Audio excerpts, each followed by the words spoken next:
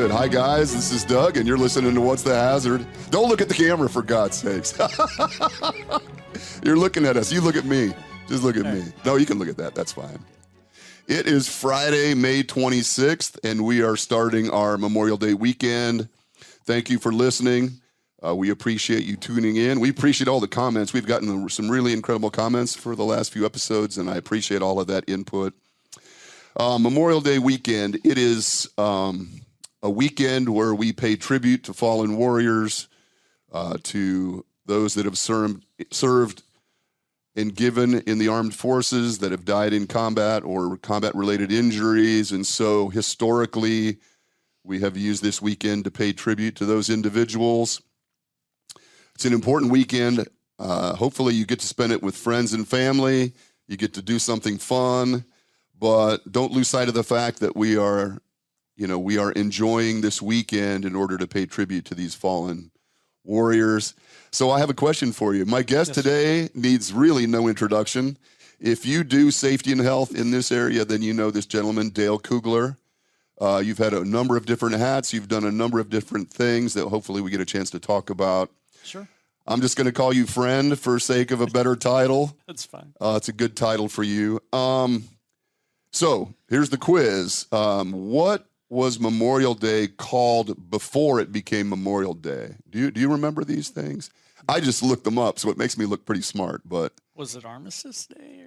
It was actually referred to as Decoration Day. And it is a day then when we would go out and, lay flowers or flags or other mementos on the graves of those fallen warriors. And this has been going on literally for thousands of years, apparently. The Romans used to do the same thing. They would decorate the graves of their fallen soldiers. It kind of started around the end of the Civil War, as my research has led me to understand. And it used to be called Decoration Day, and then it became Memorial Day. And in 1971, I think it was President Johnson, made it an official holiday. So now the government folks get a 3-day weekend. As I used to, as you used to. Yeah. We probably all used to get 3. I don't even know when the holidays are, frankly, at Fletcher Safety anymore. Every day's a work day at Fletcher Safety. But anyway, so I hope everyone has a good Memorial Day. Enjoy it and be grateful. So there. And I had all these things that I was going to bring laid out. I had some flags and things all laid out, and then I got behind and I rushed out of the. Oh, no. So left it all behind. But yeah. I hope you all have a great weekend. Again, my guest, Dale Kugler. We've known each other for quite a long time, man. We go way back. Way back. And it is really good to see you. Yeah. I love the hair. Don't look at the camera, but you can look at the camera for just a second, because there are some of us, some people will be watching this on YouTube. Others will just be listening to it. Right. I would describe it, for the audio only folks, but it looks good. Yeah. You look like a biker. You actually look like a biker. That's what my littlest brother said the other day. He saw me and he hadn't seen me for a while, and he's like, "Oh, you look like a biker." So, and I that's a compliment. I do ride. I know you do. I get a lot of grief from a lot of safety people for riding. I have his name's Safety Man. It's Frank Berg. Mm-hmm. I've talked to you about Safety Man before. Yep. And Frank just hates it that I ride. And, would Frank, and I don't know Frank well, but would Frank have you eliminate all risk from your life then? Is that what his not all position risk. would be? I mean, Frank has, I don't know, in the past he had a little Mini Cooper, but a John Cooper S, which, is like the fastest Mini Coopers you can buy. Oh, yeah. Mm-hmm. But, you got a lot of metal around you. Yeah.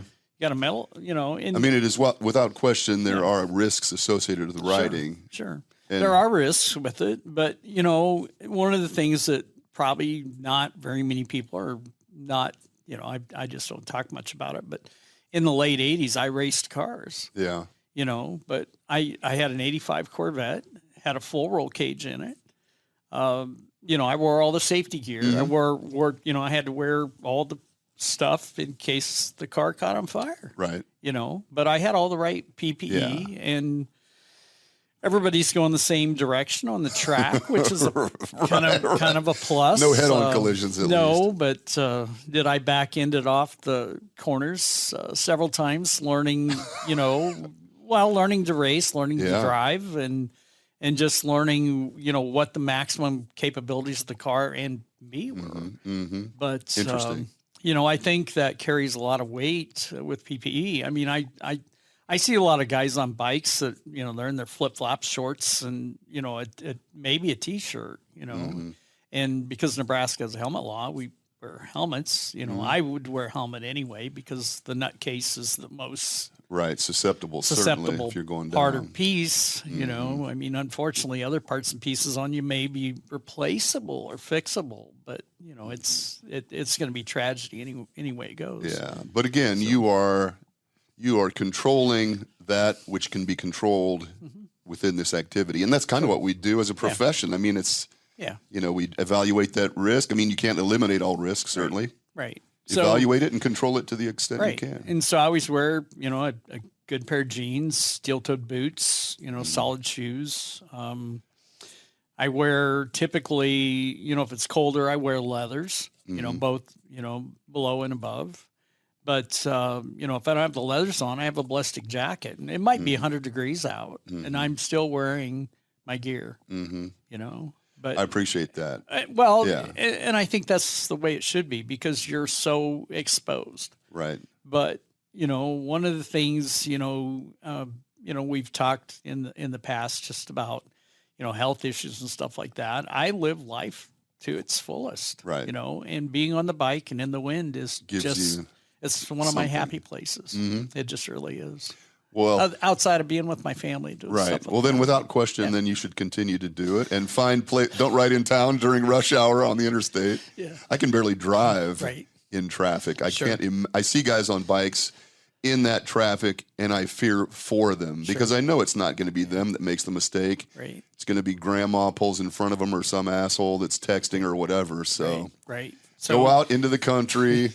And enjoy yourself. You drive with your head on a swivel. You Absolutely. Really do. You really do. Yeah. But it's one of those things, I've always found, solace in and fun. So, and, it's enjoyable. Good. So I appreciate that. And we started talking about this not too long ago and we just chat.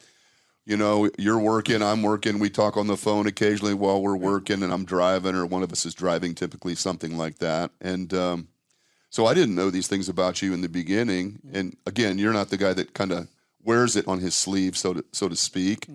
But I found that interesting that you used to race, that you still ride, all those kind of things. Yeah, and I would still race, but it's just, I've got 8 kids, and that kind of got in the way of some of that. Yeah, but that's okay. I love it. I love being surrounded by family. Yeah, that's so cool. Outside of riding, it's family and family time. So. And so, what you guys have a tradition for the Memorial Day weekend? What do you guys do? We usually just chill, grill out. Don't really travel. We are traveling. Sunday, we're going to a museum. 2 of my kids are into art majors. Nice. So one's graduated, one's still going to school. And so we're going to make a trip to Kansas City and just, make a day out of it, kind of go see some things that are interesting to them. I think that's fantastic. Yeah. So it's, I think it's always engaging to support your children. Oh, without question. A while back, Gabriel, my youngest, he's 17, and I know I'm an old guy, but he's 17 years old, and he's in a program at school. They're teaching them how to do body work and estimation and stuff like that, and so they had one of their teams get-togethers in Grand Island. So tons of kids there. Very neat group there, just kids learning skills. It's just a big skills get-together. But I drove out there, and, his activity of the day was to do a walk-around on a car and do an estimation of the car. And so he does his walk-around, and then he sits down at the computer and and puts his information in and stuff, and he's done for the day pretty much. And so we're having a chat, and he's like, you drove out here all the way just to watch me, walk around this car and then kind of sit like a monkey at a computer and put a bunch of data into it. And, right. And I said, yeah, I support you. He goes, Dad, you must love me. Right. And that's precious. It's no doubt. Those moments are always precious. Yeah, no doubt. When you get that kind of a worth the drive. head up from, I think that all the time. I have two sons as well that, that even the smallest things that they do, those little accomplishments are really, really cool to watch and enjoyable. I have a son that is kind of an art guy, interested in, well, actually both of my sons were interested in art, and the younger boy is working on, he's doing graduate studies in classic literature. So he reads Greek and Latin, and he's trying, translating documents and stuff. And so he loves, things like the symphony. Sure. He just finished his, this year's program. So he's coming back from Chicago we're going to go to the symphony, I think, Saturday night, June 2nd or something, June 3rd, something like that. He loves the symphony. My wife just went up to Chicago and spent a weekend with him, and they went to the art museum downtown Chicago and stuff. So love that stuff. It's incredible. Stuff that would have never happened when I was a 22, 23-year-old guy, Yeah. So I do think those things are fantastic. Yeah, no, it's a lot of fun. So I have a question for you, man. All right. I don't typically prepare for these things. I just kind of go where it takes us. Sure. I do want to talk about safety, certainly, but I want to ask you, I was just thinking about what was the first paying job, not a safety job, but the first paying job that you ever had? Do you remember? And how old were you? Oh, man. Digging way back. Yeah, 10, 11 years old, mowing yards.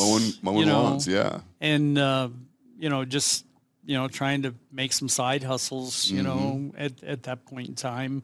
Mowing for the neighbors, mowing for old neighbors, ladies in the neighborhood and stuff. A church, a Oh, motel. really? Just. Where did you grow up? Where were you? I was in Shadron, Northwest Nebraska. Oh, yeah. So I lived there, until I was close to 17. But, great place. I mean, you're at the foothills of the Rockies and in the Black Hills. So just gorgeous. The Nebraska country. National Forest is up there. Well, that's Halsey, but man. we do have they do have forest areas there, which were really incredible. And back in the day, it was really cool because there was a fish hatchery in Crawford, back in those days, and they raised trout and put them in all the little streams and lakes around those areas. So we caught a lot of rainbow trout. In summertime, we'd get a can, dig some worms up, ride down to Little Creek, and Bordeaux Creek is where we'd ride to. It was about 2 miles from the house, and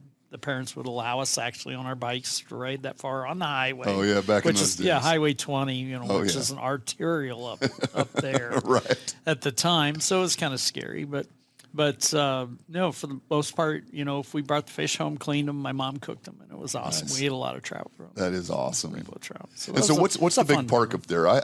There's a big Shadron State. Shadron State Park. Just but isn't there like Fort something? Well, you got Fort Robinson. Fort Robinson. Yeah, so Fort Robinson's down, near Crawford or just west of Crawford a little bit. So you used to go out there, and then agates out there. There's an area where you can go out and hunt agates and stuff, and then the Toadstool Park and some of those areas. It's a beautiful part of the state. It's really, really interesting to go. And there's some real history out there, but they also found some mammoths there, and so some of those mammoths are down, in the university in Lincoln, and some of them are out there still maintained. Right. But fun place to go. I'll bet it was. Great area. I'll bet it was. But so cutting grass and stuff. Yeah. So cutting grass and stuff, getting paid for that. And then my dad had a fiberglass plant. So he actually made well pits and burial vaults and tanks and repaired boats and trucks and so at a very early age, working with him. I mean, he needed help and he couldn't always pay for the help. So, I got 3 squares and a roof, so I would go give him a hand. Right. And so it was really interesting. I started, I don't know, I call it pushing people, managing people, supervising people at 14 years old. Wow. So I'm out running a chopper gun and, working with methyl ketones and acetones and resins and stuff. All of those prohibited activities. All those prohibited activities. And, you know, I'm standing out there, unfortunately, in a pair of tennis shoes and shorts, you know, and maybe a T-shirt or not, depending on if I had a good shirt that day. So, and this is, you know, prior to OSHA. I mean, this is, this is in the, you know, early to mid 70s, you know, when all this went on. And it was pretty scary, you know, just working with some of that stuff in retrospect. Yeah. I mean, I think it drives some of my health issues now as an adult, you know, or an older adult. But, you know, it was just really interesting because, you know, I'd be in, you know, run the chopper gun or something and spraying, and, you know, some guy would walk up and tap me on the shoulder. It's like 35 and say, "Hey, I'm supposed to find Dale." And it's like, okay, well, that's me. You're my boss. Yeah, you're my boss. You're supposed to show me what to do. And, you know, so that was just really an interesting experience. But, you know, I mean, eventually I'm asking my dad for Tyvek. I mean, that was just new, you know, on the scene back in those days. But you knew that you needed to keep that shit off your skin and well, off your clothes. Like, yeah, I mean, I started breaking out and just having a lot of, I had skin issues for 25 years. I could not wear shorts or go without a shirt because if you looked at me, you thought I had leprosy or something. You know, so because of those resins and fiberglass. That was from all those early exposures and just not being protected properly. But I ruined so many pants. I mean, you know, I had jeans that would stand up in the corner by themselves. Right. I mean, that was just they were literally fiberglassed. Exactly. So they were they would bend stiff. at the knees and stuff, and a little bit at the hips. But it was pretty incredible. Just some of the stuff that we worked with and just unprotected, you know, and I think that's some of why, you know, I got into safety. Do you? Yeah. I mean, you think there was some correlation there? Yeah, there was some, well, that and, you know, a simple Stanley knife actually kicked off my safety, you know, my. Did you hack off a finger or something? Or no. I worked at a company, and one day the owner of the company walks out on the shop floor and he says, "Hey, Dale, what do you know about safety?" And I said, "Well, I know it's better to be safe than not." Sure. And he says, "Well, that's kind of a good start, but you're my guy." You're my guy. And so he says, "You're our new safety guy." And I said, "Oh, thank you, Jesus." You know, and he's going, Why are you thanking Jesus? You know, and I said, well, I'm thanking Jesus because now, you know, I have to supervise these guys. I can just walk around and tell them how to be safe. And he said, wait a minute.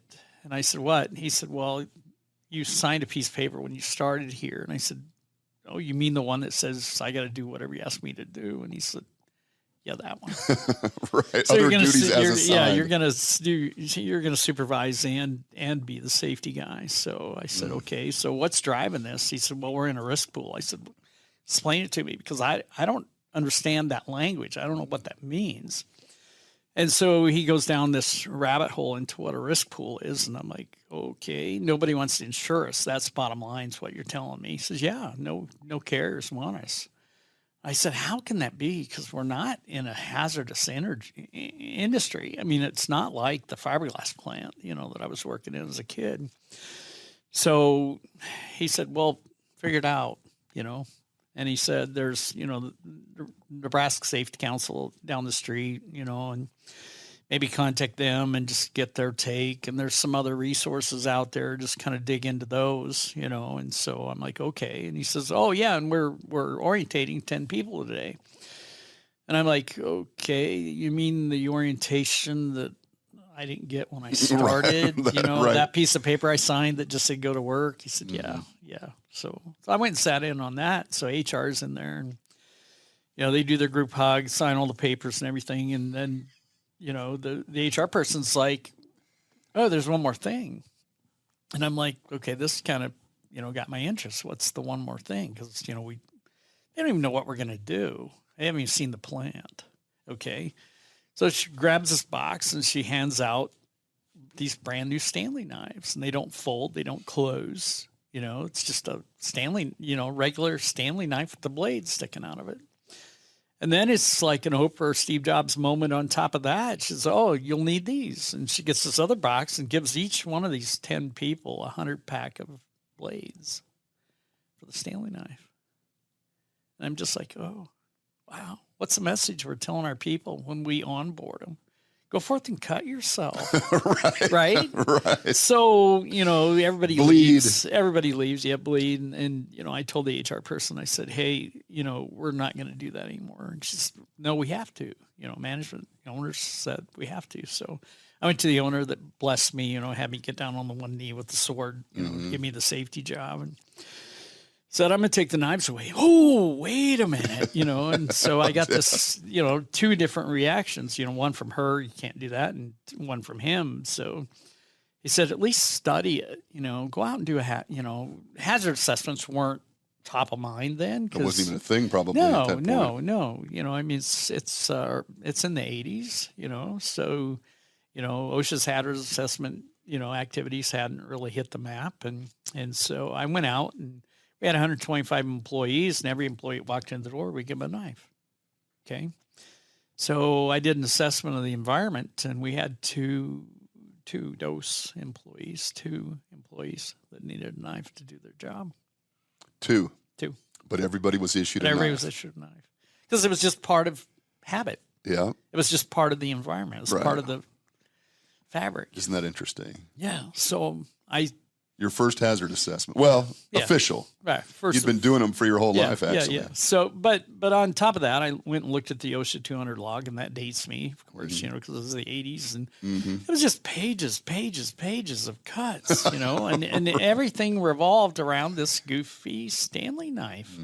Now, once in a while, we had a back strain or shoulder strain, or, you know, some type of strain, you know, because we had these big tables that, you know, had thousands of pounds of stuff on them. We had to push them around, pull them, whatever. Sometimes they hit a dip and somebody strained something. But so I took the knives away, and, you know, as a safer device, people that needed to cut, we gave them a pair of scissors. Now, once in a while, we'd have a web cut or something, but it went away. It just went off a cliff in a very short order, and we got out of the risk pool. But also through that, you know, we stand on the shoulders of giants in safety, because, you know, my introduction to really deep down safety was John J. Siefkas. And I don't know if you remember John. You may or may not. Vaguely. Yeah. So I believe, I don't know what, you know, I don't want to get it wrong, but he may have been a general or colonel, or he was fairly high up, you know, in the military. Before he retired and went to work at the Safety Council. And John was just a gem. I mean, he would come out with his little pad. He had this little tiny pad, you know, that he carried in his pocket, and then what he called his stubby pencil. Yeah, I mean, the pencil's this long. Right. Seriously. One of those little construction pencil things. It was just a little tiny pencil, and he would just, you know, make these little crib notes as we're walking around and stuff. But, you know, he came out and he would spend time with me, and then he would go, Dale. I said, what? Your brain's full. I'm going to come back at a later date. You know, and that was my, you know, my introduction to full on safety. And we would just walk around the plant and identify what was wrong, you know, and we were doing a lot of things right, but we had some things we were doing wrong. And so he would just call out the stuff that I needed to work on. And so, you know, and we belonged to the council, you know, at that time, and it was accredited chapter of national and everything. And that was, you know, my first introduction. And then Charlie Calcaterra, you know, some of those of us that have been in this for a while know Charlie. And Charlie would come out and you know, walk around and kind of the same thing. Your brain's full, and, you know, we'll come back later and give me a laundry list of stuff. And so I just kept chipping away at those things at the plant. So that was my introduction to safety. Wow. And some, you know, a ways down the road, I went to work for the council. I worked for the council for about 6 years. That's probably where we met. Yeah. I was the director of occupational safety and health training. It's like, hey, Doug, guess what? You know, yeah, we got a thing. You're like, what? You know, hey, explain it to me. It's like, I remember, yeah, that was fun. Yeah, it was a fun time. I called you quite regularly. You know, I had clients that would call me up and go, hey, what about this code? It's like, okay, we would talk through it, and they're going, well, what would OSHA say? Okay, well, they would say basically the same thing. Well, will you call them and ask them? So hence, I'm on the phone. Hey, Doug. What would OSHA say? Yeah, what would OSHA say? How the hell would I know, man? But I can tell you what I think. So then we would, I'd get some type of basically confirm what you had just told them. Exactly. I'd get some type of statement from you, and then go back to them and say, yeah, what we talked OSHA about. agrees. OSHA agrees, or whatever. So, yeah, man. It's just, when I talk about we stand on the shoulders of giants. I mean, you're one of those giants. You've been in this industry for a long time. Right. And we're a long time. We're blessed to have you. I mean, just the knowledge, and skills and understanding that you have of the codes and people and interacting with companies. I mean, it's appreciated. Thank you for saying appreciated. that. Yeah, man. I have really been fortunate to have been able, just like you, learn from so many people. Yeah. And I'm going to tell you that this podcast, selfishly, I have learned more over the last 3.5 years about safety, just sitting and listening to people like you talk about their experiences. And then I, of course, shamelessly go and spread that around as if it's my idea. But that's what it's been. Our safety community, and that's what we do. We always learn from others. Mm-hmm. I worked for Avaya for a couple years. I remember. And I was a safety supervisor out there. And it's really interesting, because I thought when I went to work there, I'd be there the rest of my life. I know your dad had worked there. He'd worked there for 40 years. Yeah, put his 40 years in and stuff. And, I came in there, and, at that point in time, we had 2 million square feet under roof. We had 2,900 employees showing up for work every day. Huge. Yeah. And it had been bigger. I mean, at one time it was enormous. Yeah, and we had it had been shrunk a little bit before I got there, but just a lot of stuff, a lot of moving parts. And on one side of that, you had, they're making the electronic wire and cable, all the Cat5 wire, because we didn't have modems yet, and so Cat5 wire was just crazy. I mean, we were making so much of that Cat5 wire; it was just incredible. But we had a lot of machines that just didn't have proper machine safeguarding. And then we had, boneheads, unfortunately, that would bypass some of that stuff or tie up a safety switch, or, because they thought they needed to get in there and, trying to get the wire out. Well, yeah. And, touching stuff, handling stuff. People just tend to get in harm's way, and it's not always on purpose. Sometimes it is. I think getting hurt is rarely intentional. Yeah, I don't think anybody getting in harm's way is intentional, because they believe there's a reason for it. Right. There's a need to do that in the moment. Yeah. It's interesting. Yeah. So it's it's been a good ride. I've done a lot of different things. I worked in natural gas for 5 years. I remember. And that, when you're working with stuff that's odorless and colorless and it goes boom, right. It is just like, man, you're just on edge all the time. I cannot imagine. And you had a relative, basically. Yeah, you're the friend of the show, Leanne Meyer. Leanne Meyer. You worked with Leanne, as I recall. Yeah, I worked with Leanne, and it was just, holy cow, stuff's odorless, colorless, goes boom. But that's a good team. You guys had a pretty good team of people. We had a great team, and a lot of people, if you look at natural gas and you look at nuclear and you look at some of these other work environments, they have a higher level of safety process because they must have. Mm-hmm. Mm-hmm. They must have, that safty process. But, when we look at our other industries, we just have to look at what are our pain points, what are those exposures. We always have to recognize what is it that can kill somebody in our work environment. Mm-hmm. And that's sobering. That is so sobering. Because it's present in every workplace in some capacity. And a lot of times we look at, the things that happen, in our work environments, and the things that hurt us aren't always or necessarily the things that are going to kill us. Thank you for saying that. And we don't recognize that. Mm-hmm.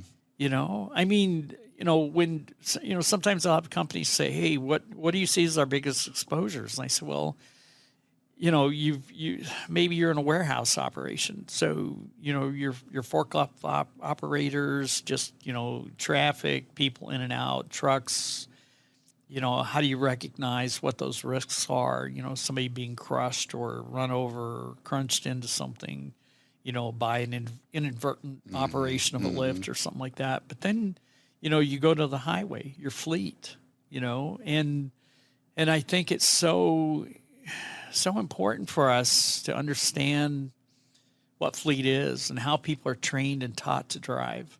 I'm a real strong proponent of the Smith system. It's just a drive differently program. It's a program that's out there. Those of you then in the field listening to us today, dig into it. Okay, the Smith system. Smith system. It's a behavioral based program of driving. They started in the trucking industry. They've had a lot of successes, but they've got some acronyms and stuff. And you said drive differently. Give me an idea what that means. Okay, so driving differently, and we've had some snippets of this, whether we've been through a safety council training or a defensive driver training, but driving differently is space and time. Okay, so that's one of the components. You're not looking at what's at the front of your hood. Okay, you're glancing at that, but you're not focusing on that. You're looking half a mile up the way, if you can see that far. You're looking a block away, and you're just scanning that. And you have to keep your eyes moving, and so many times people are focused on that electronic leash that we have right now going on that just takes their eyes away. But, if we aim high in steering, we're getting up the road, we keep our eyes moving, we stay abreast of what's in the mirrors, using the mirrors, and looking over our shoulders. I mean, I had a lady cut me off on the bike the other day, just flat out switched lanes. And she had one of those presence sensing mirrors on her car, and the thing's lit up. And I saw it light. Because she was moving. Because she's moving, and I saw it light up. And so I mashed on, the front brake, back brake, and I'm on my Road King, which, it's got some pretty good brakes, luckily, and I clamped them down, but avoided. But she came over. But she just switched lanes, and she didn't even acknowledge the warning. No, she didn't acknowledge the light in the mirror. Didn't look over her shoulder. The dude on the bike, none of that stuff. Yeah, just boom. Jeez. And it's scary. It is scary. It's scary. But, those are the things. I have to drive for everybody. I have to ride for all those other vehicles out there. Right. So this is interesting. So the Smith system of driving, I love that because I have become much more of a driver like that as I have aged. Right. I was going to say matured. That may be the wrong choice of words, but aged. Yeah. And so I like a good buffer. Sure. I know my reaction time is less than it used to be. Oh, yeah. So I like a good buffer. Invariably, some asshole will pull into that space because if I've given more than a car length, they just assume that that's for them. Right.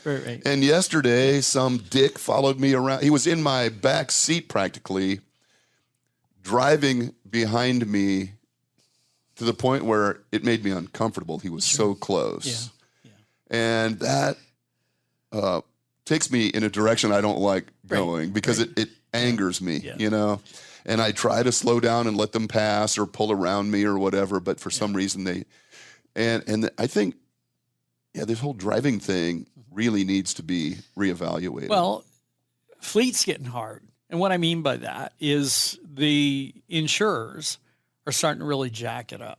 And part of that's being driven by these phenomenal amounts that are being awarded to the injured. Yeah. I mean, sometimes we see those $1 million. Sometimes they're 10 million. I mean, it's crazy, how some of that's happening. But I think it's so crucial that, everybody's learned how to drive. Was it from your uncle? Was it your aunt? Was it your brother? Did you, take a safety council class, as a kid? I mean, we've got a lot of driving things in place for our kids now that we didn't necessarily have. I mean, we could do driver's ed back when we were kids, but you know, now they've got more time that they have to do, and they actually have to do some time with us, you know, when they learn to drive. Because I've got, like Gabe's 17, you know, so I had to go through that with him, and and the twins. But Smith's system is just one of those products out there that I like, and National's got good programs too. I mean, don't get me wrong. There's a lot of other ways that we can develop our drivers, but how did they really learn to drive, and how do they drive? And that's why we're seeing so many of these devices that are, you know, basically tracking, you know, how the vehicle is being operated, and you know, they've got a forward camera and a reverse camera and stuff like that. And I think as time goes on, you're going to see more of that. And speed monitoring, and all of those kind of things. Right. Like hard braking. Yep. Everything that would be indicative of perhaps an error or something during that process. Yeah. So you, in that situation that you were in, you know, if you just, you know, took a few breaths, deep breaths, and just went, hey, I'm going to reestablish my space, you're better off, right? Always. If you just let it go. Let it go. Thank you, know, Dale. And I typically, you know, if somebody comes up and they put their blinker on, I'll let you in. If you come up and just force yourself in, I find that a little bit rude. It is rude, but you know, I'm going to do my best to protect my space. You know, even when that occurs. Yes. I mean, I was driving in, I don't know, Texas or somewhere, and some person in a, you know, electric car, and those have a lot of different driving features on them and stuff, and just comes up. I mean, just was zigzagging through traffic, and you know, my thought process is just get away from them. You know, slow down a little bit. Let them get past. Let them You go. are such a better man than me, Dale. But you know, it's how we have to preserve ourselves. It is. You know, it's preservation. No doubt. You know, because I've got, you know, I mean, I've got family that, you know, relies on me to, Without you know, give them 3 squares and a roof. You know, and I like to do that. You know? I love family. I totally get it. And you are absolutely right. This is what is within my control. Yeah. I can control the way I approach this driving thing. Absolutely. Rather than let other people's choices. Inequities, right. Dictate how I. So I need to get a better handle on that. And it's basically, you know, there's been times when I've demonstrated space cushion driving, and you know, going down Dodge Street. You get on Dodge Street, and it's bumper to bumper. I mean, it's one of the busiest streets in town, you know, in Omaha. And, you know, I'll build that, you know, couple car space in front of me, you know, and I'll build eventually, you know, you'll get a couple blocks and you'll have space behind you, space in front of you. You try it out. And the interesting part about it is you actually impact some of those drivers around you to drive differently. Maybe that's true. And they don't know it. Your behavior is, oh, wow, why is that guy building that space? You know, something must be going on. Yeah, I'm old. No, you're yes, wise beyond your years probably. But I think you're right. And I think that's true outside of the vehicle as well as inside the vehicle. Yeah. How you conduct yourself and behave certainly has an impact on others. Oh, yeah.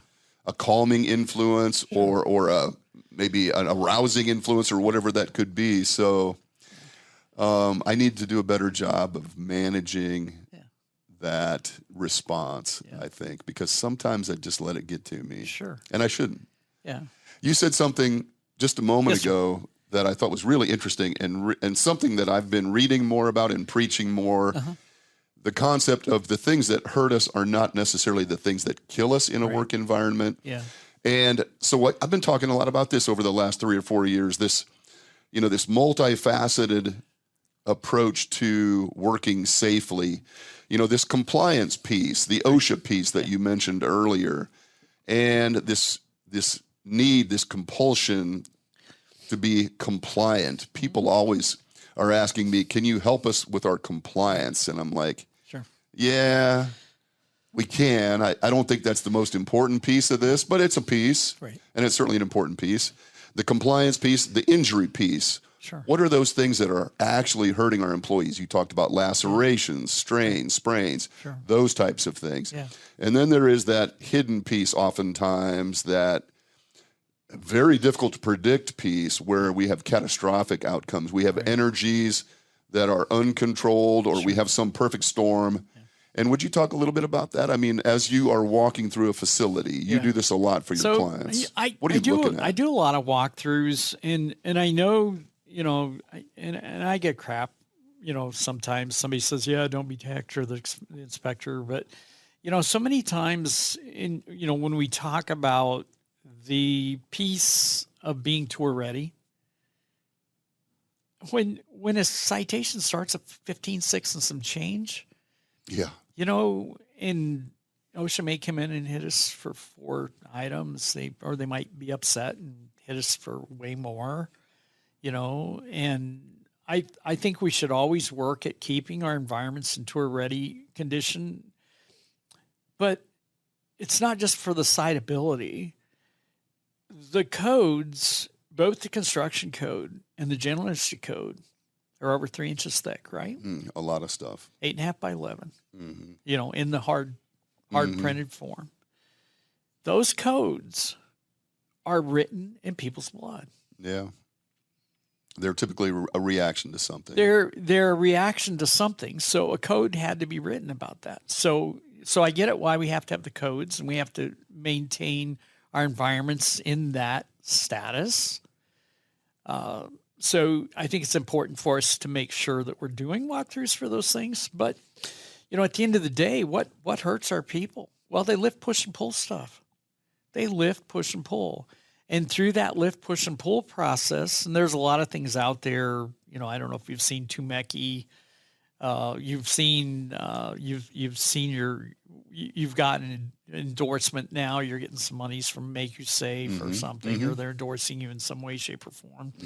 And that's a unique process in itself. Just tracking people's body movements or slips, trips, falls, or exertions. I mean, there's a lot of stuff that's out there, but at the end of the day, I think we need to be asking our people, what are you nervous about? What can hurt you when you do this job? Because when I'm doing that walkthrough or just kind of cruising through, I can see, somebody's supposed to lift up to 50 pounds, right? I mean, that's kind of the general, or 50 pounds or less, or whatever the NIOSH guide is. But, it's a situation of, do we have the right controls? Are the employees telling us what they need? Sometimes I don't think they do, because I don't think they feel they can. Right. Now, early on in my career, I got in front of my employees and I said, hey, what can hurt you doing this? Well, just go away. It's right. It's you're going to make my life more difficult. Yeah, so you're going to I make don't my want to tell life you more anything. difficult because you're the safety guy, you're the supervisor. I don't want to talk to you. You're the man, whatever. And then it's like, no, seriously, tell me what's bugging you. What could hurt you? Well, man, at the end of the day, my back is just killing me because I'm bent over this machine all day long. Well, here's these 2 strapping young guys. They're 6'4", ex-football players or whatever they were. They were tall, big, strong cats, but they're bent over at the waist, looking at some stuff that they're to do their work. And I said, well, humor me. Your back hurts, right? Yeah. All right, let's raise your equipment. They're like, oh, we complained to Charlie, our last supervisor, about our backs hurting. He just said, buck up, buttercup, right, just do exactly. it. Right? Just keep doing it. And so I made a couple of changes. We raised their equipment up. We raised their work table. It was in the mattress building. I was in that in the bedding industry for a few years. And so we raised it up, and I swung back by, a couple of weeks later. It's like, how's it going? Oh, wow, my back's much better, but I got another gem for you, And so they would give me, something else that needed change. Well, there's this or that, or, the tables are hard to move, or, they put some new metal wheels on these tables and they're just tearing the floor up. And now we got all these chunks out of the floor, and, So we go to move a table and I can't pull it and I got a strain. It hurts something else hurts. And, we have to ask our employees, what could make your job better? What could really make your job better? Those are the right questions, aren't they? Yeah. Yeah. And I think too often we don't ask them, or they're not asked, or, at some point in time, most environments that I've been in, somebody that's, doing that job, maybe there's a hiccup on it from time to time, and they told somebody about it, but nothing was done. It wasn't acted on. So, coming to these guys and saying, hey, give me something. And, I pull out my little brain pad, because my brain, today, yesterday, even when I was young, I just couldn't remember it all. There was just too much going on. Yeah. And I hate to say it, admit it, but, I've got some ADHD, most of us have some affliction or something, or I was always, in school, I was always considered one of the slow kids. I was that kid that sat off by himself, it's just the way it was. Well, you got better stimulation from being on that bike out there with the wind blowing through your head. I mean, and that's a real thing, man. Right. I mean, that's not. Yeah. But it's a situation of I would make a note and then make a change, and then make a note and make a change, make a note, make a change, So I would take notes, and it wasn't to get them in trouble, or, sometimes, what are you writing down? You write me up for it because I'm telling you something? No.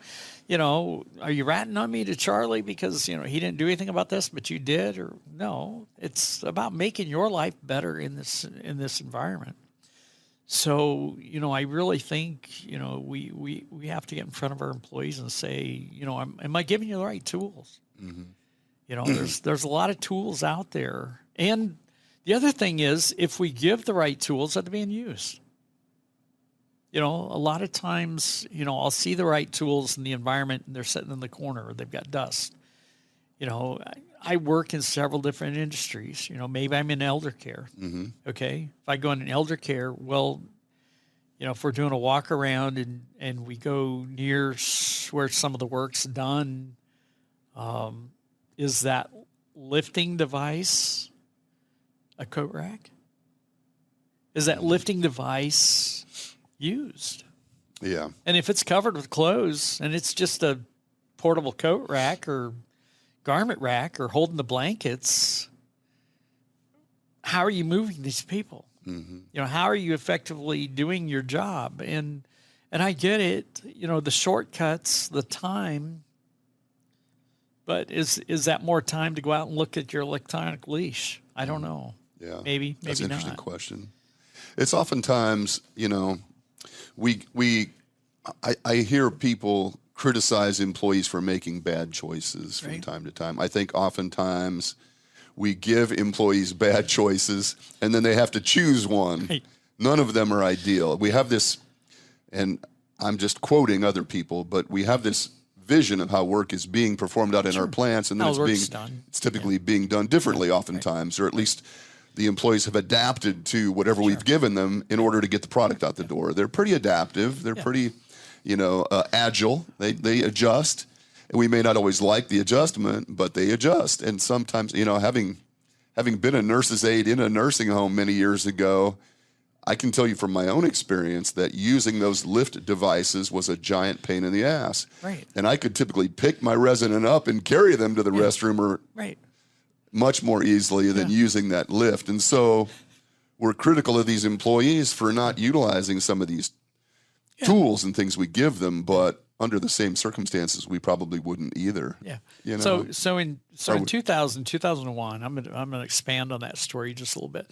So 2001, I went to work for Avaya.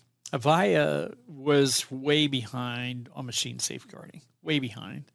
So I found a machine safeguarding specialist and had him come to the plant and teach the engineers how to assess the equipment for machine safeguarding, where it should be. And not only that, just, looking at, how can we change just some of what we do to lessen exposure to the employees. So we put over $1 million worth of machine safeguarding in place in the plant. And so one day I'm walking through the plant, and included in some of that, and you know from your dad's day, they handled a lot of 90, 100-pound reels, which was way above the norm for the lifting indexes that we have. So I'm walking through the plant one day, and this strapping guy, you in your 20s, big buffed, whatever, the guy's throwing the reels. And I'm like, stopped. And I said, excuse me, what are you doing? Well, I'm throwing these reels. I said, well, why? We put all this stuff into place to where you can basically just rock the reel out of a rack, or rock the reel into a rack, or rock the reel into a machine without virtually any lifting. It was a little bit of push or pull, a little bit of pinch, but he's still manhandling these things, and just going to town. He's like, Dale, I don't want to go to the gym tonight. I don't want to go to the gym. Right. It's my, I'm supposed to work out tonight, but I don't want to, I got some other stuff I got to go do. So I'm going to get my workout at work. And I said, no, you're not. No. We spent all this money to take this exposure out. Use the tool. What tools are there that we're not using? What tools are there that we're providing? So, this kind of brings me to this is kind of Dale's philosophy. Okay. I'm going to ask you to be safe. I'm going to tell you to be safe. I'm going to coach you to be safe. Now, when I ask you to be safe, okay, and this goes back even codified, okay, to the code. I have, as a company, a role and responsibility to provide you a safe and healthful work environment. I'm going to do my best to provide that to you. So I'm asking, okay, that's my ask, okay? And two, in that ask, I want you to bring your best self.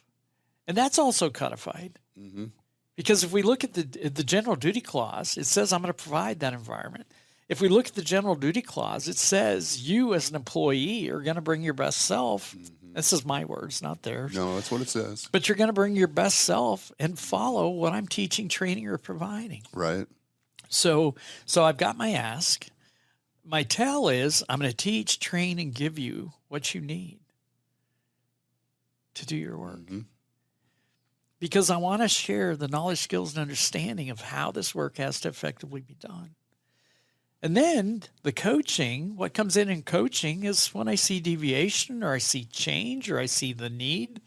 I mean, we need to promote the needs of the business to be there tomorrow, to have the job, to produce the product, to make a profit so that we can all survive.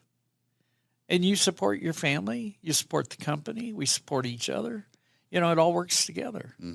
But, that's just been kind of my mantra forever, Doug, is just, I'm going to ask you, I'm going to tell you, I'm going to coach you, and it's just us working together to have the best outcomes that we can. And you're going to come to work, you're going to be a little more tired at the end of the day, but I don't want you going home injured from what you're doing. Right.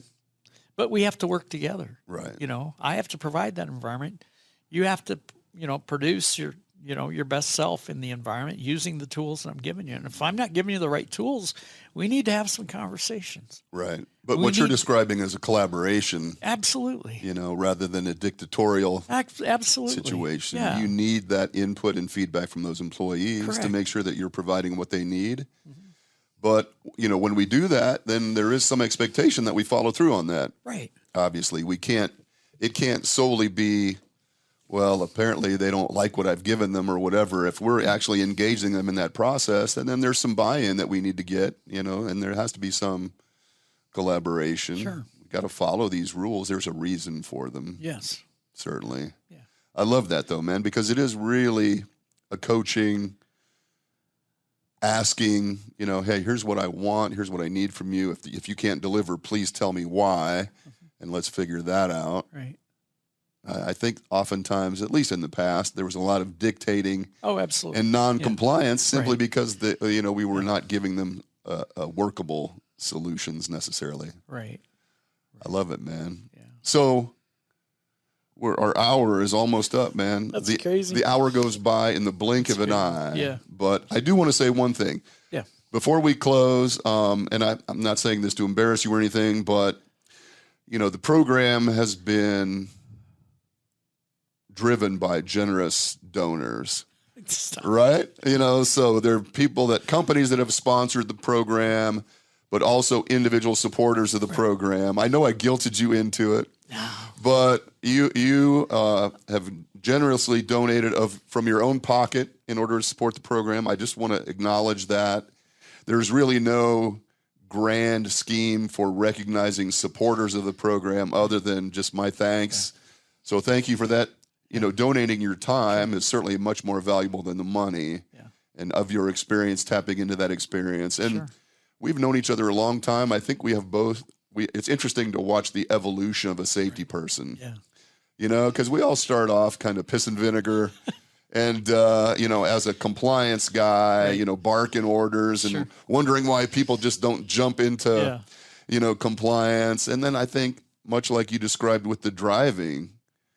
We just kind of evolve into this. I need a little bit of space. I need to set myself up. I need to coach. You're using terminology now that defines this evolution as opposed to the way we used to talk about this stuff. And when you talk about evolution, human operation performance, HOP, the Conklins, the Bakers, there's some really interesting stuff out there. And they're bringing a little bit different view to, general industry and construction, because they've been in some of those industries to where you can't have failures. And today we need to be thinking about how can we fail in a safe way? Mm-hmm. Because often when we fail big, but how do we build capacity to be able to fail in a safe way? And that's not easy. It is not. So, I work with companies that quite often have, lots of different types of injuries occur. And, when you look out there at the injuries that occur and what are they, there's a lot of hand injuries. And why is that? Because we push stuff. We touch stuff. We put our hands everywhere. We put our hands everywhere. Right. We put our hands under stuff. We put our hands on top of stuff. We put our hands in stuff. Yeah. Because that's what we do the work with. But, if you don't have those, I'm walking through a plant one time and doing a mock. They wanted a mock OSHA inspection. So I walked through the plant and the guy's standing there running a pullback press. And first question out of my mouth is, well, why do we have a pullback press? Because I almost think they're archaic. Absolutely. Right? In this day and age. Right. And he's like, well, we cut a guy's hands off. And I said, what? Yeah, we cut a guy's hands off. And I said, well, would you do me a favor? He said, what? I said, shut that machine off. He said, why? I said, it's not adjusted right. I said, yes, it is. And he walks over and he grabs his clipboard, and he's really huffy, and he brings me back the clipboard, and it's got 2 boxes on it. And it's got the guy it's currently operating, and it's got his supervisor's signatures and, checkoff marks that they had done their, pre-shift on it. I said, shut the machine off. And I said, I'm not asking you to humor me. Shut the machine off. He shuts it off.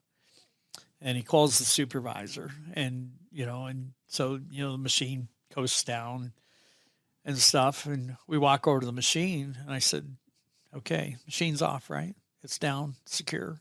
Guy's correct. Put your hands in the machine. Guess where they went? In the machine. The operator who had the pullbacks on, adjusted correctly, allegedly. Exactly. Went right into the point of operation. Yeah. That was sad. It was really sad because somebody had already lost their hands doing that application. Yeah. And I've been around enough of those that, I could just tell it wasn't set right. Yes. And when they, rubber hit the road, it wasn't. Yeah. But I love the fact that you asked the first question, the appropriate question. Why do we need this machine in the first place? Why are we doing this? Why are we doing this? But there's a lot of other devices that are much safer today, to protect on that. But I think, I think the new view HOP, I think safety professionals need to be looking at it, engaging that. Where did we get to where we're at today? We got there on the shoulders of giants. We got there on the shoulders of people that had a passion about safety and driving safety to a different level. And I think we need to just be continuously learning. And sometimes some of the vocabulary and the words and, things are similar to stuff that we know and understand. And sometimes it's like, oh, okay, I've got an interest in that. But, I think it's something we need. It needs to keep changing. It needs to keep adjusting.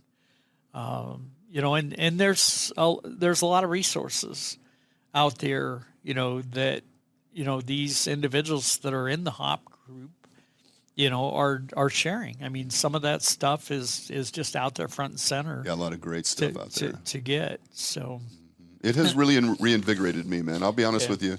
The last 2 or 3 years, I've been diving more into this, talking with folks like you, like James Clark, like other people that are studying this safety differently approach.